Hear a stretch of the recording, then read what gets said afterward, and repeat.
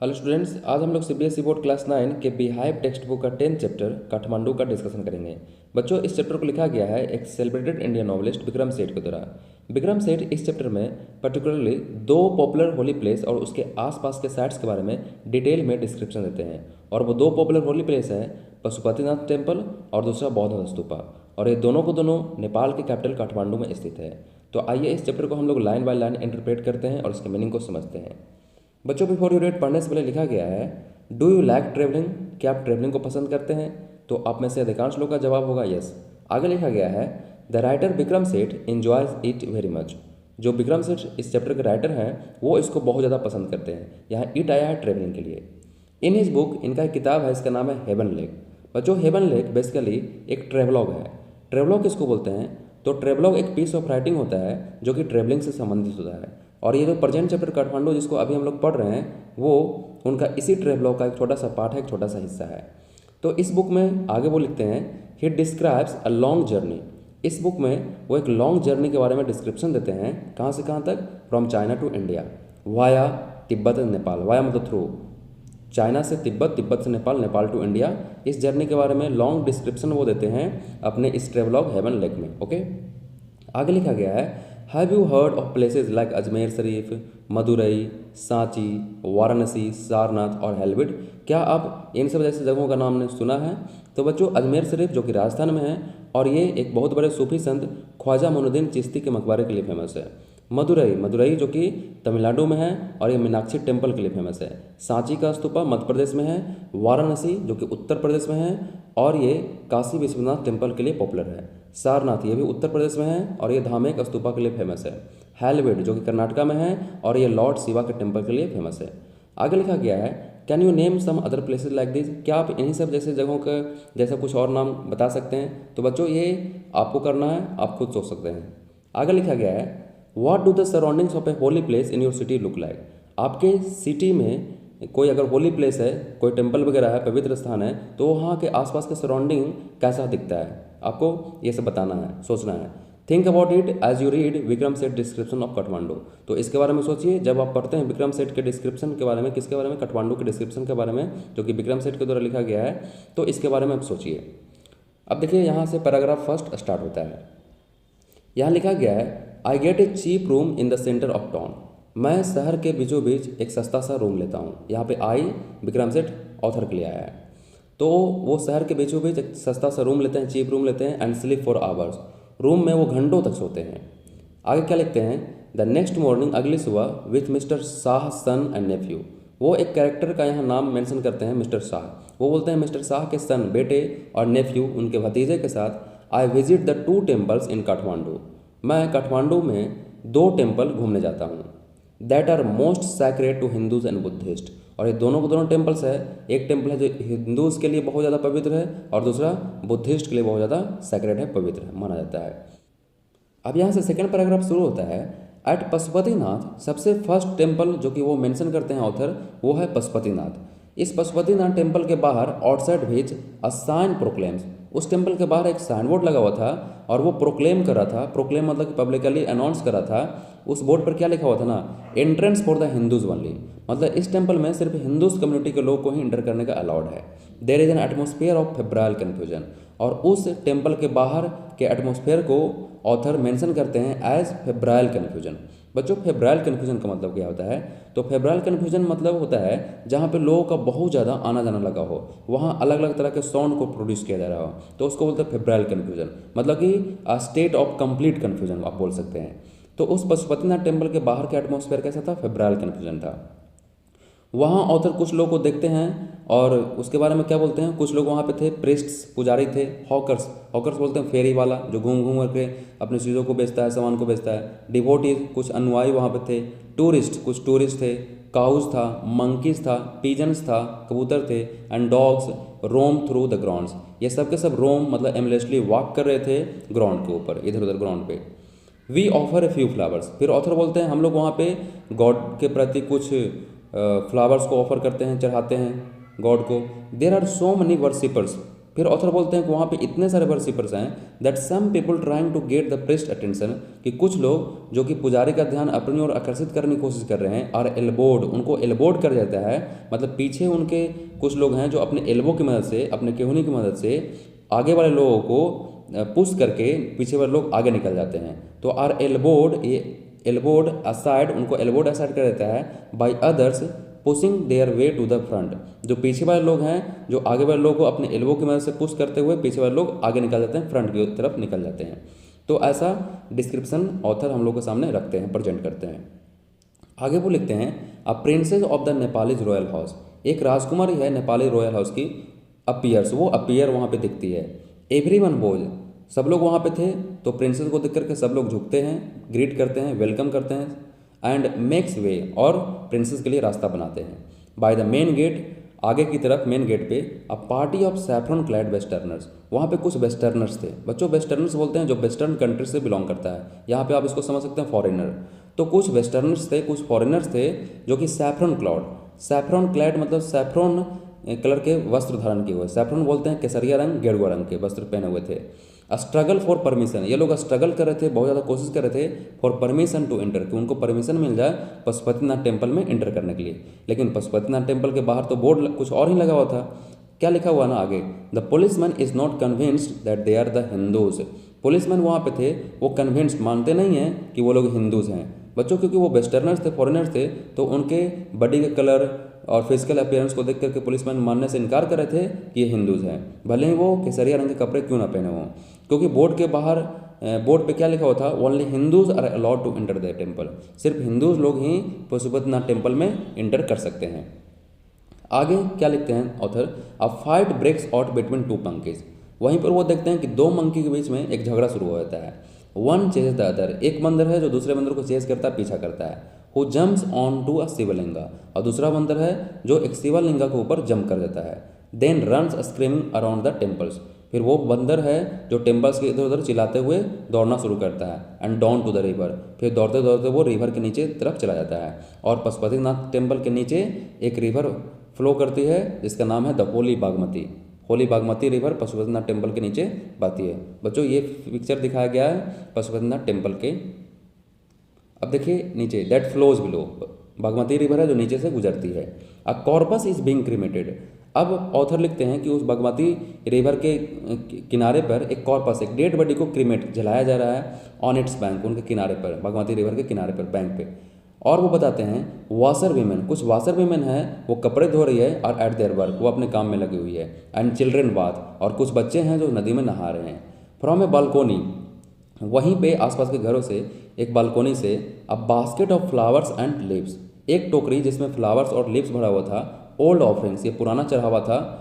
Now wilted, जो कि अब विल्टेड हो चुका था, विल्टेड मतलब कि मुरझा गया था, lack of water, lack of moisture था उसमें, is dropped into the river, तो उस बास्केट को कहाँ, रिवर में गिराया जाता है बालकोनी से।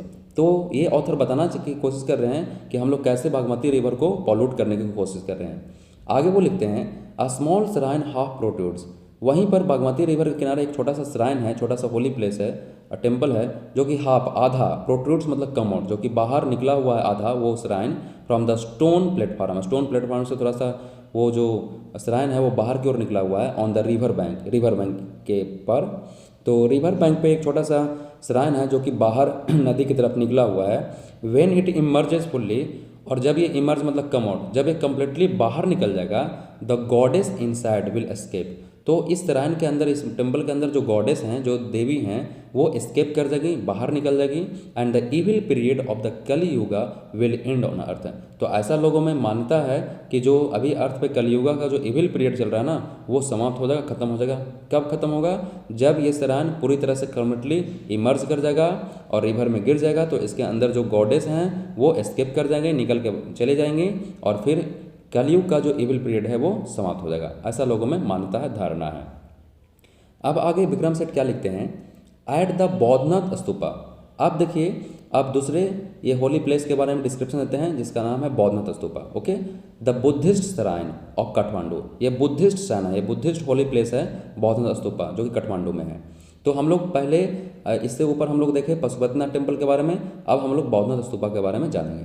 देयर इज इन कंट्रास्ट, यहाँ पे इन कंट्रास्ट मतलब कि उसके कंपेरिजन में, पशुपतिनाथ टेम्पल के कंपेरिजन में, अ सेंस ऑफ स्टिलनेस, यहाँ पे स्टिलनेस मतलब पीसफुलनेस, यहाँ पे बहुत ज़्यादा शांति है। किसके कंपेरिजन में? पशुपतिनाथ टेम्पल के कंपेरिजन में, क्योंकि वहाँ पे के एटमॉस्फेयर को तो ऑथर बताए हैं कैसा atmosphere, atmosphere of febrile confusion, लेकिन यहाँ पे क्या है? अ सेंस ऑफ स्टिलनेस है, बहुत जगह यहाँ पे शांति है।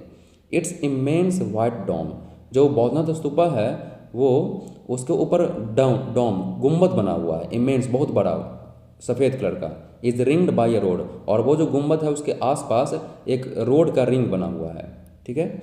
A small shops stand on it's outer as, छोटे छोटे जो दुकान है इनके बाहरी किनारे पर लगे हुए हैं, मतलब कि उस जो रोड का जो रिंग बना हुआ है उसके किनारे किनारे छोटे छोटे दुकान लगे हुए हैं। Many of this are owned by Tibetan immigrants, इनमें से जो अधिकांश दुकानें हैं उसको कौन ओन करता है, वो किस उस दुकान को कौन पजेस करता है? वो है तिब्बतन इमिग्रेंट्स। तिब्बतन इमिग्रेंट्स बोलते हैं वैसे पर्सन को जो दूसरे कंट्री से किसी अन्य कंट्री में आए हों, उसको बोलते हैं इमिग्रेंट्स। तो ये तिब्बतन इमिग्रेंट्स हैं जो कि तिब्बत से नेपाल में आए हुए हैं। वो फेल्ट बैग्स बेच रहे हैं, तिब्बतन इमिग्रेंट्स हैं जो फेल्ट बैग्स। बच्चों फेल्ट एक खास मटेरियल होता है जिसको सीप के ऊन से बनाया जाता है, ओके। तो ये फेल्ट बैग्स मतलब वैसा बैग जो फेल्ट का बना हुआ हो वो बेच रहे हैं। तिब्बतन प्रिंट्स, वहाँ पे तिब्बतन आपको प्रिंट्स मिल जाएगा, मतलब कि वहाँ प्रिंटिंग किया हुआ कुछ कपड़े मिल जाएंगे। सिल्वर ज्वेलरी, आपको ज्वेलरी मिल जाएगा सिल्वर का, can be bought there here, यहाँ पे आपको यह सब चीज़ें खरीद सकते हैं। देयर आर नो क्राउड्स, यहाँ पे आपको ज़्यादा भीड़ भाड़ नहीं दिखेगी, जैसा कि पशुपतिनाथ टेम्पल के बाहर ज़्यादा भीड़ था, लेकिन यहाँ पे आपको भीड़ भाड़ नहीं दिखेगी। This is a haven of quietness, और ये हेवन बोलते हैं अ सेफ प्लेस, यहाँ पे क्वाइटनेस आपको बहुत ज़्यादा मिलेगा। क्वाइटनेस मतलब पीसफुलनेस, आपको शांति यहाँ पे ज़्यादा मिलेगा in the busy streets around. हालांकि इसके आसपास की जो गलियाँ हैं जो बिजी हैं, लेकिन यहाँ पे बौद्धनाथ स्तूपा के बाहर चारों तरफ जो रोड बना हुआ है, रोड का एक रिंग बना हुआ है, वहाँ पे आपको बहुत ज़्यादा क्या मिलेगी? शांति मिलेगी। अब देखिए यहाँ से, Kathmandu is vivid mercenary religious, author लिखते हैं काठमांडू है ना जो विविड है, विविड बच्चों बोलते हैं फुल ऑफ लाइफ, कलरफुल, साथ ही साथ ये मार्सनरी है। मार्सनरी बोलते हैं कंसर्न विथ मेकिंग मनी, मतलब कि बिजनेस के पॉइंट ऑफ व्यू से ये जो स्थान है बहुत ही इंपॉर्टेंट है। रिलीजियस, साथ ही साथ धार्मिक स्थल है। With a small shrines to flower adorned deities along the narrowest and busiest streets, यहाँ की जो गलियाँ हैं बहुत ही नैरोएस्ट है, संकीर्ण है, बहुत ज़्यादा बिजी गलियाँ हैं, लेकिन उन संकीर्ण और बिजी गलियों के किनारे किनारे अलॉन्ग आपको क्या मिल जाएंगे ना? सराइंस टू फ्लावर एडॉर्न डिटीज, कुछ वहाँ पे छोटे छोटे मंदिर दिखेंगे, उन मंदिरों में आपको देवी देवताओं की मूर्तियाँ दिखेंगी जिनके ऊपर फ्लावर से उनको सजाया गया है। विथ फ्रूट सेलर्स, यहाँ पे आपको फल बेचने वाले मिल जाएंगे, फ्लूट सेलर्स बांसुरी बेचने वाले मिल जाएंगे, हॉकर्स और पोस्ट कार्ड्स, आपको पोस्ट कार्ड्स के हॉकर्स मिल जाएंगे। पोस्ट कार्ड्स बोलते हैं बच्चों a piece of thick paper जिसको मेल किया जाता है विदाउट एनी एनवलप, ओके। यहाँ पे आपको शॉप्स मिलेंगे, क्या बेचते हुए? Selling western cosmetics, western cosmetics को बेचने वाले शॉप्स मिल जाएंगे, कॉस्मेटिक्स जिसका यूज़ करते हैं अपने चेहरे को सुंदर बनाने के लिए। फिल्म रोल्स यहाँ पे मिल जाएंगे एंड चॉकलेट आपको मिलेंगे, और कॉपर अटेंसिल, कॉपर के बर्तन मिल जाएंगे, एंड नेपालीज एंटिक्स, और नेपाली ओल्ड थिंग्स आपको यहाँ पे मिल जाएंगे। फिल्म सॉन्ग्स ब्लेयर आउट मतलब टू साउंड लाउड, यहाँ पे फिल्म सॉन्ग्स जो कि बहुत ज़ोर आवाज़ में बजते हुए आपको यहाँ पे मिल जाएंगे फ्रॉम द रेडियो से। कार हॉर्न्स, कार के हॉर्न्स के साउंड को भी आपको यहाँ पे सुनाने को मिलेगा। बाइसिकल बेल्स रिंग, बाइसिकल के बेल्स की घंटी की आवाज़ भी आपको सुनने को मिलेगा। स्ट्रे कॉज, वहाँ पे कुछ स्ट्रे कॉज आपको देखने को मिलेंगे। स्ट्रे कॉज मतलब जिसको कंट्रोल में, जो किसी के कंट्रोल में ना हो, ऐसे ही छोड़ दिया गया हो रोड पे, तो आपको वहाँ पे स्ट्रे कॉज मिलेंगे। लो मतलब कि कॉज की आवाज़ को बोलते हैं लोइंग, तो वहाँ पे स्ट्रे कॉज लो करते हुए मिल जाएंगे। कैसे? क्वेश्चनिंगली मतलब कि इन ए क्वेश्चनिंग मैनर, इन ए क्यूरियस मैनर एट मोटरसाइकिल्स, ऐसा लग रहा है कि काउज है जो मोटरसाइकिल जो चला रहे हैं उसकी ओर देख रहा है और काउज आवाज़ निकाल रहे हैं। वहाँ पे आपको वेंडर्स मिलेंगे, सामान बेचने वाले। Vendors sort out their wares मतलब थिंग्स, आर्टिकल्स, वो अपने चीज़ों को जोर से चिल्ला करके बेचते हुए आपको वहाँ पे देखने को मिल जाएंगे। आगे लिखते हैं ऑथर, आई इंडल्ज, मैं इन सारी चीज़ों को देख करके अपने आप को इंडल्ज कर लेता हूँ, माई सेल्फ माइंडलेसली, मतलब तल्लीन होकर के, इनग्रॉस्ड होकर के मैं उन्हीं सब चीज़ों में अपने आप को इंडल्ज कर लेता हूँ। और आगे लिखते हैं, बाय ए बार ऑफ मार्जिपन, मैं वहाँ एक मार्जिपन का टुकड़ा खरीदता हूँ। मार्जिपन बोलते हैं बच्चों एक स्वीट होता है जिसको आलमंड और शुगर के मदद से बनाया जाता है, okay. A corn on the cob, फिर मैं एक कॉर्न ऑन द कॉब खरीदता हूँ। कॉब क्या होता है? कॉब बोलते हैं सेंट्रल सिलिंड्रिकल पार्ट ऑफ ए मेज। जो मक्का होता है ना, तो बिना ग्रेन का जो सिर्फ वुडी पार्ट होता है उसको बोलते हैं कॉब, और कॉब के ऊपर जो हम लोग ग्रेन को खाते हैं उसको बोलते हैं कॉर्न, और कंप्लीट मेज को हम लोग बोल सकते हैं अ कॉर्न ऑन द कॉब। तो ऑथर हैं जो एक कॉर्न ऑन द कॉब खरीदते हैं, रोस्टेड इन ए चारकोल ब्रेजियर, और उसको रोस्ट किया गया था, उसको भुना गया था, पकाया गया था एक चारकोल ब्रेजियर में। ब्रेजियर बोलते हैं ना ओपन स्टोव, और उस पर चारकोल ब्रेजियर था, उसके ऊपर उसको रोस्ट किया गया था मक्के के कॉर्न ऑन द कॉब को। ऑन द पेवमेंट, जो कि बेचने वाला पेवमेंट मतलब कि जहाँ से लोग गुजरते हैं ऑन फुट, उसी के बगल में वो इस कॉर्न ऑन द कॉब को बेच रहा था। और उस कैसे वो बेच रहा था, रब्ड विद साल्ट, उसके ऊपर कुछ साल्ट को वो रब किए हुआ था, अप्लाई किए हुआ था, सॉल्ट था, चिली पाउडर था, मतलब मिर्च का पाउडर था, एंड लेमन, उस पर लेमन जूस अप्लाई किया हुआ था। तो ऑथर हैं जो कॉर्न ऑन द कॉब को खरीदते हैं और खाते हैं। साथ ही साथ a couple of love story comics, और कुछ लव स्टोरी कॉमिक्स वो भी पढ़ते हैं, and even a readers digest, readers digest भी एक प्रकार का मैगजीन होता है, उसको भी वो पढ़ते हैं। All this I wash down with Coca Cola and a nauseating orange drink, और इन सब चीज़ों को खाने के बाद मैं कोका कोला पीता हूँ, एंड ए नॉसिएटिंग, नॉसिएटिंग बच्चों नौसिया से संबंधित है। नौसिया बोलते हैं a feeling of an urge to vomit, ठीक है, वोमिटिंग करने का इच्छा, उसको बोलते हैं नौसिया। तो नॉसिएटिंग ऑरेंज ड्रिंक वो पीते हैं, जो कि ऐसा लग रहा था कि जी मचनाने वाला ऑरेंज ड्रिंक था, तो उसको पीते हैं, कोका पीते हैं, और इन सारी चीज़ों को पीने के साथ वो सब चीज़ों को क्या कर लेते हैं, वॉश डाउन, वो जो भी चीज़ें खा रहे थे अपने स्टमक में अंदर कर लेते हैं, and feel much the better for it, और खाने के बाद पीने के बाद वो बेटर फील करते हैं। अब आगे ऑथर लिखते हैं, I consider what route I should take back home. अब मैं सोच रहा हूँ, कंसिडर कर रहा हूँ कि कौन से रूट से मुझे घर वापस आना चाहिए। आगे लिखते हैं, if I were propelled, propelled मतलब पुश्ड, बाय इंथुजियाज्म, अगर वो अभी भी बहुत ज़्यादा इंथुसियास्टिक फील कर रहे हों, उत्साह से भरे हुए हों, किसके लिए, फॉर ट्रेवल पर से मतलब इट्स, ट्रेवल को लेकर के अभी भी उनके अंदर से उत्साह समाप्त नहीं हुआ है, अभी भी वो और भी ज़्यादा ट्रेवल करना चाहते हों, तो वो आगे लिखते हैं, आई वुड गो बाय बस एंड ट्रेन टू पटना, तो मैं बस और ट्रेन की मदद से मैं पटना जाऊंगा, पटना जो कि बिहार का कैपिटल सिटी है। Then sail up the Ganges, उसके बाद मैं जो पटना उसके किनारे गंगा नदी फ्लो करती है, तो मैं गंगेज रिवर से होते हुए पास्ट बनारस, पास्ट मतलब बियॉन्ड, गंगा से होते हुए मैं बनारस जाऊंगा, टू इलाहाबाद, फिर इलाहाबाद जाऊंगा। देन अब द यमुना, और इलाहाबाद जो कि यमुना नदी के किनारे बसा हुआ है, पास्ट आगरा टू दिल्ली, उसके बाद यमुना से होते हुए मैं आगरा से आगे कहाँ जाऊँगा, दिल्ली जाऊँगा। But I am too exhausted, इतना वो सोच ही रहे थे, कंसिडर कर रहे थे, फिर वो बोलते कि नहीं मैं बहुत ज़्यादा एग्जॉस्टेड, मेरा सारा एनर्जी खत्म हो चुका है, मैं बहुत ज़्यादा टायर्ड हो चुका हूँ, एंड होम सिक, मुझे घर की भी याद आ रही है। Today is the last day of August, और आज अगस्त का लास्ट डेट है, so go home I tell myself, इसलिए वो अपने आप को बोलते हैं नहीं घर जाओ, मतलब कि अब वो इतना ज़्यादा और ट्रेवलिंग नहीं कर सकते हैं, नहीं घूम सकते हैं।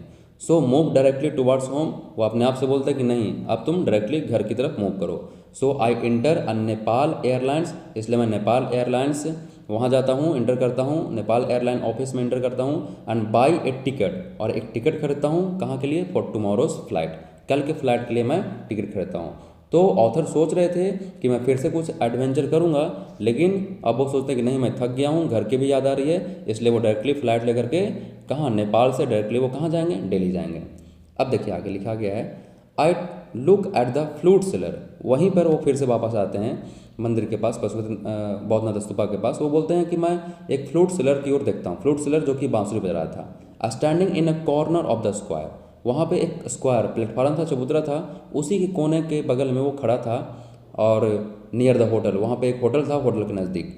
इन हिज हैंड अ पोल, उसके हाथ में एक पोल था, ठीक है, एक लॉन्ग बम्बू स्टिक होगा, विथ एन अटैचमेंट, और उस पोल से कुछ अटैचमेंट लगा हुआ था। एट द टॉप, उसके टॉप में कुछ चीज़ अटैच था, जुड़ा हुआ था, फ्रॉम विच 50 और 60 बांसुरीज प्रोट्रूड, प्रोट्रूड मतलब कम आउट, और उस उनके पोल से कुछ 50 या 60 बांसुरी है ना जो प्रोट्रूड मतलब बाहर निकले हुए थे, in all direction, her direction में। ओके, तो बांसुरी बेचने वालों को आप देखे होंगे, कुछ इसी तरह से वो बांसुरी को बेचते हैं, like the quills of A porcupine. और ऑथर कंपेयर करते हैं उस बांसुरी बेचने वाले के बांसुरी को, वो कंपेयर करते हैं किससे, like the quills of A porcupine.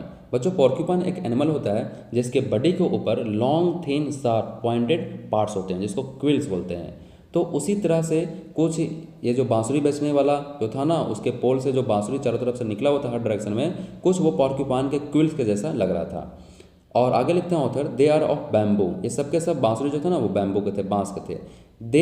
There are cross flutes and recorders, फिर बोलते हैं कि वहाँ पे कुछ क्रॉस फ्लूट्स थे एंड रिकॉर्डर्स थे।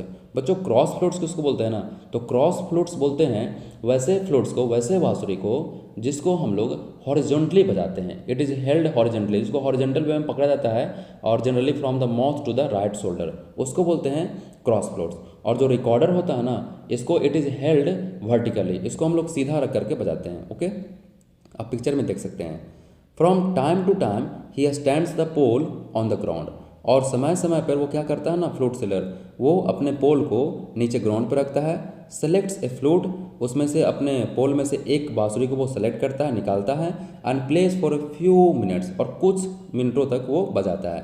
The sound rises clearly above the noise of the traffic, और ये जो बांसुरी का जो आवाज़ है वो ऑथर बोलते हैं इसकी आवाज़ इतनी मेलोडियस है, इतनी मीठी है कि वहाँ पे ट्रैफिक का भी साउंड है, वहाँ पे हॉकर्स क्राइज, जो हॉकर्स जोर जोर से फेरी वाले चिल्ला चिल्ला करके अपने सामानों को बेच रहे हैं, उसका भी वहाँ पे नॉइज सुनाई पड़ रहा है। लेकिन बांसुरी का आवाज़ ऐसा मेलोडियस है, इतना सुंदर और स्वीट है कि जो बांसुरी का आवाज़ है ना, जो इस ट्रैफिक और हॉकर्स के क्राइज को ऊपर दाब करके वो ऊपर निकल करके हमारे कानों तक पहुँचता है। ओके, ही प्लेज स्लोली, जो फ्लूट प्लेयर है वो धीरे धीरे बांसुरी को बजाता है। मेडिटेटिवली मतलब कि बहुत ही मंत्र मुग्ध होकर के, चिंतन के साथ, विदाउट एक्सेसिव डिस्प्ले, बिना कोई एक्सेसिव डिस्प्ले किए हुए, दिखाए हुए, वो अपने काम में इंगेज्ड है, इनग्रॉस्ड है, तल्लीन है। आगे लिखते हैं author, he does not sort out his wares, वो दूसरे हॉकर्स की तरह, दूसरे वेंडर्स की तरह अपने वेयर्स, यहाँ वेयर्स सामान यहाँ वेयर्स डिनोट करता है कि उसको, बांसुरी को, तो दूसरे हॉकर्स, दूसरे वेंडर्स की तरह वो अपने वेयर्स को जोर से चिल्ला चिल्ला करके नहीं बेचता है, सॉर्ट आउट नहीं करता अपने वेयर्स को। ऑकेजनली, कभी कभार, ही मेक्स सेल, कभी कभार उस एक दो वो बांसुरी बेच देता है, but in a curiously off handed way. Curiously off handed way का मतलब हो गया वहीं कैजुअल वे में, not showing much interest in something, तो बिकने में उसको ज़्यादा इंटरेस्ट नहीं है, तो यूं ही कभी कभार एक दो बांसुरी वो बेच दिया करता है। As if this were incidental, incidental मतलब नॉट ऑफ मच इंपॉर्टेंस, को इंसिडेंटल, तो जैसा मानिए कि वे इंसिडेंटल हो टू हिज इंटरप्राइज, उसके बिजनेस से संबंधित इस बात को लेकर के ज़्यादा इंपॉर्टेंट नहीं थी, नॉट ऑफ मच इंपॉर्टेंस ये बात थी। आगे लिखते हैं author, sometimes he breaks off playing to talk to the flute seller, और कभी कभी जो ये फ्लूट प्लेयर है वो प्लेइंग को स्टॉप करके, बांसुरी को बजाने के को स्टॉप करके वो क्या करता है, फ्रूट सेलर से बात करना शुरू करता है। वहाँ से कुछ फल बेचने वाले हैं, उससे वो बात करना शुरू करता है। आई इमेजिन, ऑथर बोलते हैं मैं कल्पना करता हूँ, मैं सोचता हूँ, I imagine that this has been the pattern of his life for years, कि शायद उनका जो ये जीवन का पैटर्न है वो सालों तक यही रहा है, मतलब सालों से इसी जीवन के साथ फ्लूट सेलर है जो यहाँ पे ज़िंदगी जी रहा है। ओके, जिसको एक दो बांसुरी बेचता है और उसी में वो खुश रहता है, ज़्यादा वो इंटरेस्टेड नहीं है कि हम अधिक से अधिक बांसुरी को बेचें दूसरे हॉकर्स की तरह, दूसरे वेंडर्स की तरह। वो बहुत ही क्वाइट और पीसफुल जीवन ये यहाँ पे जी रहा है।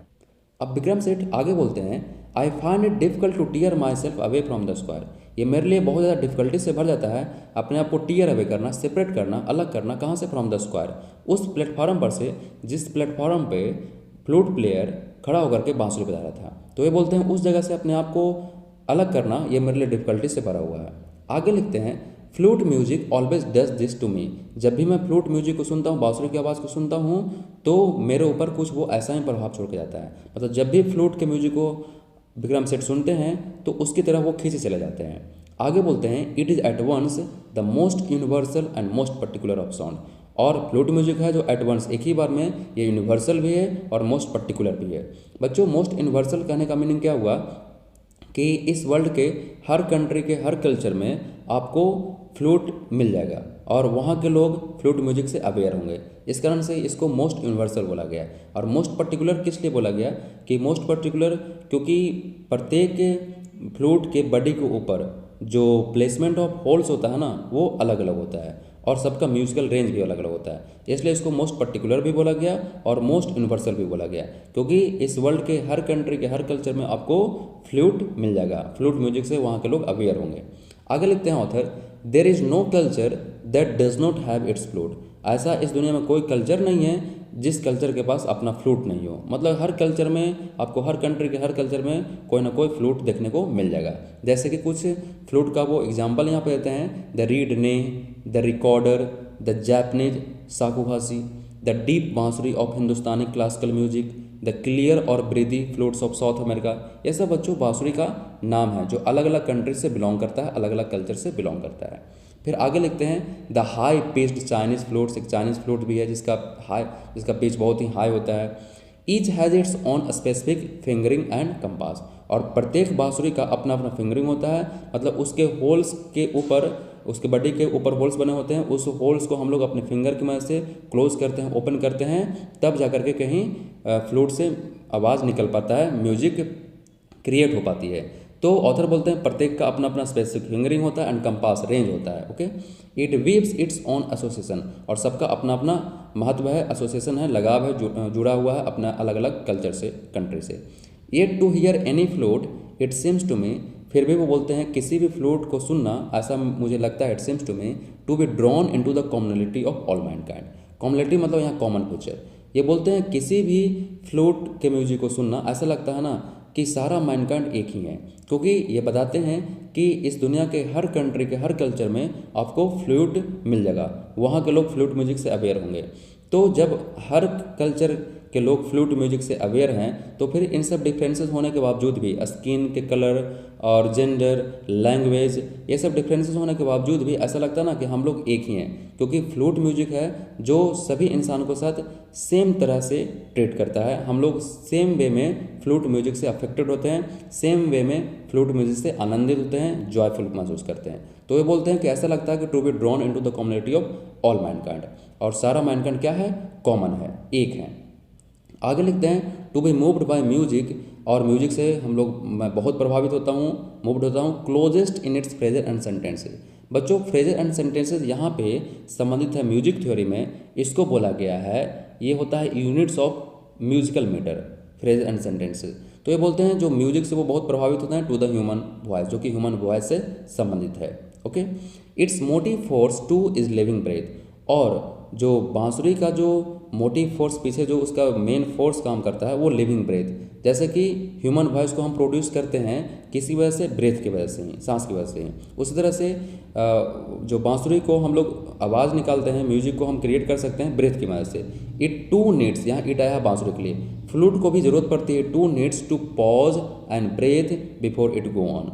और बांसुरी को बजाने के लिए पहले उसमें ब्रेथ डालना पड़ता है और थोड़ा सा रुकना पड़ता है, पॉज एंड ब्रीथ, उसमें सांस डालनी पड़ती है बिफोर इट गो ऑन। और तभी बांसुरी है जो आगे जा पाता है, आगे म्यूजिक को क्रिएट कर पाता है, म्यूजिक को प्रोड्यूस कर पाता है। आगे ऑथर लिखते हैं that I can be so affected by few familiar phrases on the बांसुरी। वो बोलते हैं कि मैं बांसुरी से संबंधित कुछ फेमिलियर फ्रेजेज है, मैं उससे इतना प्रभावित होऊंगा, सरप्राइजेज मी एट फर्स्ट, मुझे पहली बार ही सरप्राइज करता है। मुझे पता नहीं था कि बांसुरी से संबंधित कुछ फ्रेजेज हैं जो कि मुझे इतना प्रभावित करेगा, उससे मैं इतना प्रभावित फील करूँगा। For on the previous occasion, वो बोलते हैं पहले कुछ मौक़ों पर, that I have return home after a long absence abroad, मैं फॉरेन कंट्री में रहने के बाद एक लंबी समय के बाद जब मैं इंडिया घर लौटता था, तो I have hardly noticed such details, तो मैं ना के बार कभी ऐसा डिटेल्स इतना डिटेल्स नोटिस किया हूँ बांसुरी से संबंधित, and certainly have not invested them with significance and I do. और उन सब बांसुरी का जो आवाज़ है, उन सब आवाज़ को मैं सुनता था, लेकिन उनमें मैं अपने आप को इतना इन्वेस्ट नहीं कर रहा था, इतना अपने आप को तल्लीन नहीं कर रहा था, जितना कि मैं आज उसमें अपने आप को इन्वेस्ट करता हूँ, उसके बांसुरी की आवाज़ को लेकर के आज मैं जितना अपने आप को उससे जोड़ कर रखा हूँ, पहले ऐसा कभी अपने आप को उससे जोड़ कर नहीं रखा था। तो बच्चों ये था विक्रम सेठ का an extract from heaven lake से लिया गया एक छोटा सा पार्ट। होप आप लोगों को समझ में आएगा। नेक्स्ट क्लास में हम लोग इसके क्वेश्चन आंसर को भी लेके आएंगे। Okay, thank you, all the best.